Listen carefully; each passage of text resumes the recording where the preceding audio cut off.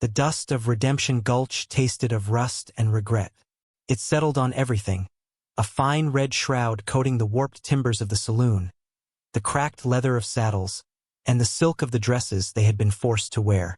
To May, it felt like the grit of her own ground-down hope, a constant, tangible reminder of her powerlessness. She stood on the saloon porch between Lien and Sue, a trio of porcelain dolls displayed for the victor.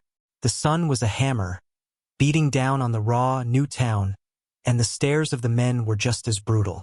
They were a curiosity, a prize in a game she did not understand, played by men whose language she knew only through its harshest commands. The man who had lost them, a railroad man with a face like a clenched fist and eyes like chips of flint, spat on the ground. The men who had delivered them, Pinkertons with cold, professional smiles, stood impassive. They were merely cargo, a debt settled. Then came the man who had won them. He moved through the crowd not with a swagger, but with a stillness that seemed to carve a space around him. His name, they'd heard it whispered, was Silas Blackwood. He was tall and broad, dressed in homespun cloth that had seen too much sun and too much work. His face was a landscape of harsh lines and quiet sorrow, his eyes the color of a winter sky just before a storm. He did not smile. He did not leer. He simply looked at them, one by one, and his gaze was heavy, unreadable. May's heart, a frantic bird trapped in the cage of her ribs, beat against her bones. She had learned to read men by the shape of their hunger. The railroad baron's was a gluttony for possession, the miners a coarse and immediate lust, the Pinkertons a sterile greed for coin. But this man, Silas, he was a locked room. He held out a piece of paper to the lead Pinkerton, the finality of the transaction sealed with a curt nod. He had won them, 3 women bartered for with cards and luck. He owned the clothes on their backs, the air in their lungs. He gestured with his head toward a wagon hitched nearby, a single, tired-looking mule standing patient in the heat. It was not a command barked, but a silent, unadorned instruction. Lien flinched, her hand flying to the jade pendant her mother had given her, the last piece of her old life. Sue, ever the pragmatist, lowered her head and moved first, her steps small and defeated. May held her ground for a half-second longer, meeting Silas Blackwood's eyes. She searched for the cruelty she expected, the triumph of ownership. She found nothing but a deep, cavernous weariness, as if he were looking at a reflection of his own misfortune. The discovery did not comfort her. It terrified her more. A predictable monster was a manageable one. An unknown quantity was a void that could swallow you whole. He turned his gaze away first, breaking the contact, and walked toward the wagon. That small gesture, the turning away, was the first crack in the wall of her fear, a fissure so tiny it was almost imperceptible. It was not the act of a proud owner claiming his prize. It was something else entirely. She followed Sue, the dust clinging to her silk slippers, each step taking her deeper into a wilderness of which this silent, sorrowful man was now the absolute master. The journey to his homestead was a silent ordeal, a slow crawl away from the last vestiges of a cruel civilization and into the arms of an even crueler nature.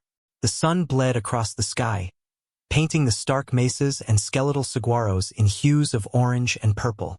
Silas drove the mule with a steady hand, his back a rigid wall between them and the world. He did not speak, not once. When they stopped to make a meager camp for the night, he handed them each a piece of hardtack and a strip of dried meat without a word, his movements economical and precise. He took the first watch, sitting by the small, sputtering fire with a rifle across his knees, his silhouette a lonely sentinel against the vast, star-drowned darkness. May watched him through slitted eyes, feigning sleep. She saw the way he scanned the horizon, the tension in his shoulders that never quite eased. He was a guardian, but of what? Of them, his new property? Or of himself, from them? The ambiguity was a constant, low hum of anxiety. His claim was a harsh, desolate patch of earth carved out of the unforgiving landscape. A small, sturdy cabin of rough-hewn logs stood against a backdrop of towering red rock formations, looking as though it had grown from the soil itself. A small corral held no animals. A half-tilled field spoke of a battle against the earth that was, at best, a stalemate. This was not the home of a wealthy man who collected women like trinkets.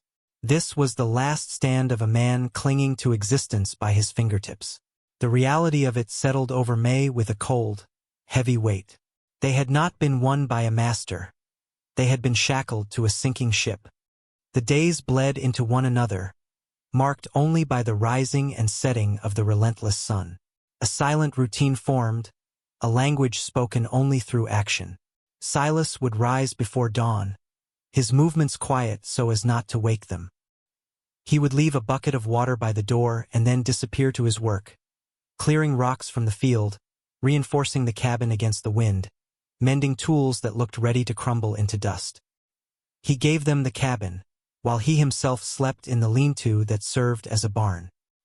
He never entered their space without knocking, a soft, hesitant rap of knuckles on wood that was so at odds with his rugged appearance. He shared his food, which was never enough.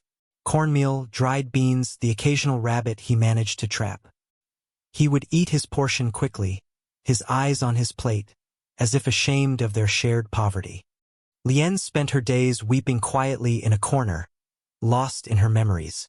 Sue, ever practical, took over the cooking and mending, her needle a weapon against despair. May watched. She watched everything. She saw the way Silas's hands, calloused and scarred, were gentle when he reset a stone in the cabin's crumbling foundation. She saw the flicker of pain in his eyes when he looked at the empty corral. She saw how he would stand on the ridge at dusk, a solitary figure staring east, toward the life he had lost. He never touched them. He rarely spoke to them, and when he did, it was in a low, quiet voice, asking if they needed more firewood or if the water was clean. He treated them not as property, but as guests. Unwanted, perhaps. A burden, certainly, but human. This quiet, consistent decency was more disorienting than any cruelty. It gave them nothing to fight against, no clear enemy to hate. It left only a vacuum, filled with a fragile, terrifying thing that they dared not name: trust. One evening, a sudden violent storm rolled in, the sky turning a bruised purple-black. Wind tore at the cabin, and rain fell in solid, blinding sheets. The door burst open, and Silas stood there, drenched and breathing hard. "The wash is rising," he said, his voice urgent. "The east wall of the field. The stones are giving way without thinking." The three of them followed him out into the maelstrom. For an hour they worked alongside him in the mud and the driving rain, hauling rocks, packing earth, fighting to save the meager patch of land that was their only hope for food. He shouted instructions over the wind, and they obeyed, their movements frantic and synchronized. At one point, May slipped in the slick mud, and Silas's hand shot out, his grip firm on her arm, steadying her. His touch was brief, impersonal, yet a shock of warmth spread through her, a spark of connection in the cold chaos. When it was over, they stumbled back into the cabin, soaked and shivering, the field saved. Silas built up the fire, and they huddled near it, steam rising from their clothes. He looked at them, at their faces streaked with mud, and for the first time, a flicker of something other than sorrow crossed his features. It looked like respect.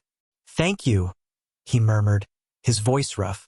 It was the first time he had acknowledged them as anything more than a responsibility. In the shared silence that followed, broken only by the crackle of the fire and the dying storm outside, May understood. They were not his prisoners. They were all prisoners together, trapped by the land, by circumstance, by the ghosts of their pasts. The truce they had forged with the land was fragile, and they all knew it. The peace of their strange, silent existence was shattered on a blistering afternoon when a cloud of dust appeared on the horizon. It was not a natural occurrence. It was the deliberate, arrogant advance of men on horseback. May felt a cold dread snake up her spine. She knew, with a certainty that defied logic, who it was. Silas saw it too. He straightened from where he'd been sharpening an axe blade, his body going rigid. The weariness in his face was replaced by a grim, hard resolve. He moved without haste, his actions stripped of all wasted motion. "Inside," he said, his voice low and flat. "Bar the door. Stay away from the windows." Lien began to cry, but Sue pulled her into the cabin. May hesitated, her eyes locked on Silas. He was retrieving his rifle from the lean-to, checking the action with an expert's familiarity. He was one man. The dust cloud promised at least 5 or 6 riders. She could see the truth in the set of his jaw. He was not preparing for a fight. He was preparing for a final stand. He was going to die for them, for property he never wanted. The thought was absurd, and yet it was the most honorable thing she had ever witnessed. He turned, ready to face the oncoming threat, and found her still standing there. "Go!" he commanded, his voice raw. "There's a small ravine behind the rocks to the north. Hide there. Don't come out." He was giving her a chance, an escape he would not have for himself.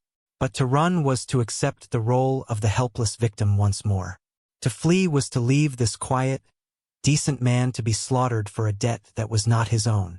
All the days of silent observation, of shared hardship, of watching him battle this unforgiving land, coalesced into a single sharp point of clarity.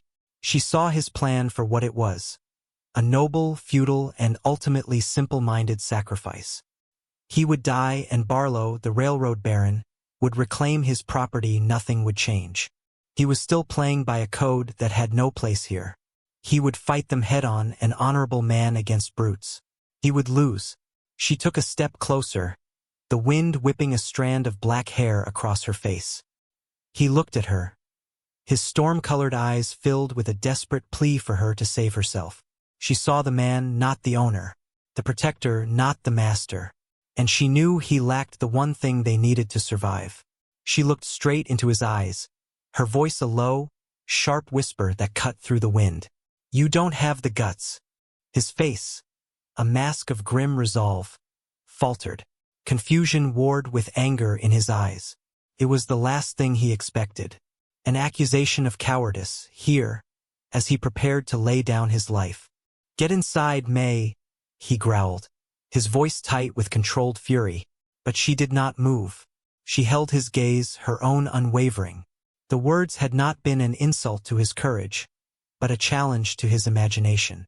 It was the language of survival, a tongue she knew far better than he. "To die is easy," she whispered, her words barely audible but sharp as obsidian. "You have the courage for that, but you don't have the guts to be cruel, to be clever, to win." Understanding dawned slowly in his eyes, chasing away the anger.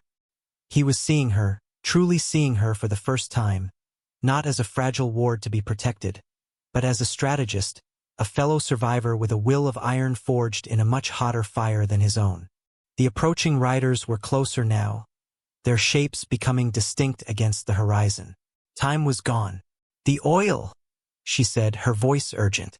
"For the lamps." And the dry brush piled behind the ridge.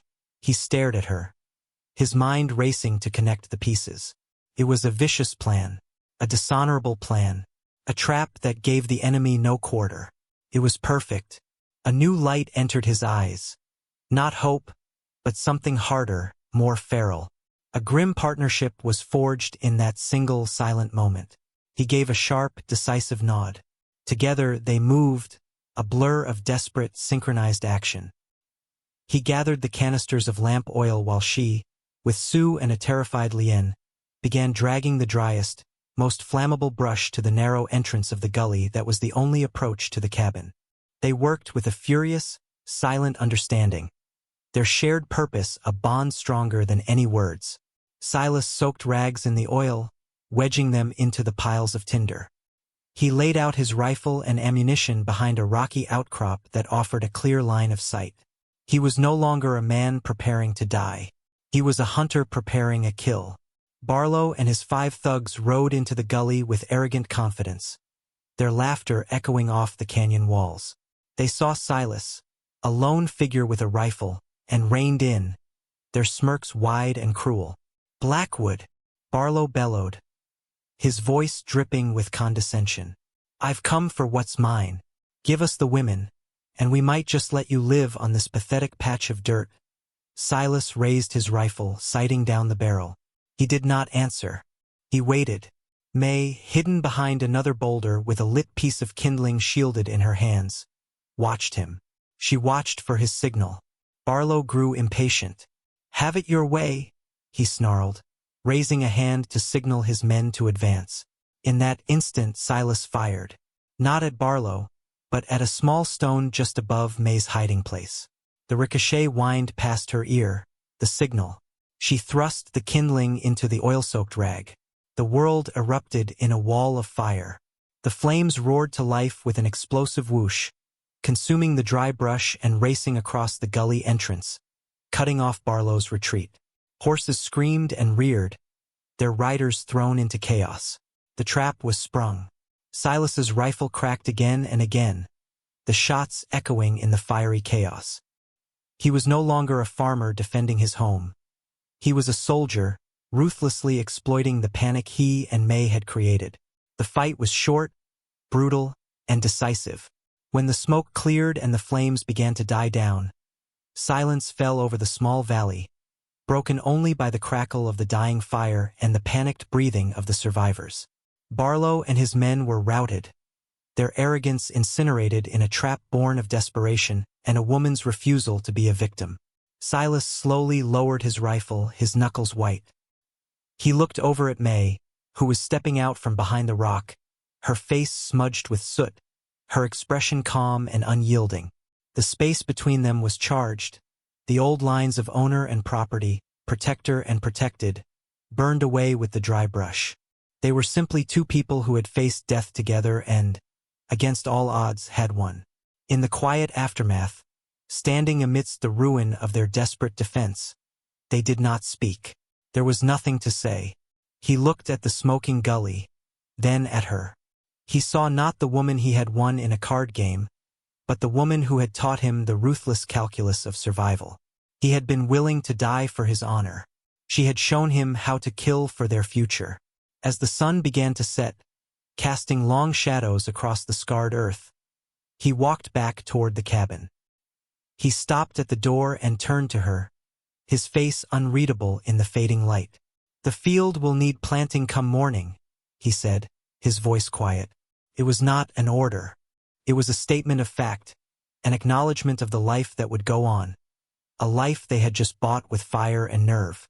May nodded, her gaze drifting over the harsh, beautiful land that was now, finally, truly her own. Freedom, she realized, was not something given or won. It was a thing you took, a thing you made, a thing you defended with everything you had. And for the first time since she had been stolen from her home, she felt the first stirrings of a fragile, resilient hope. They would plant the field. Together.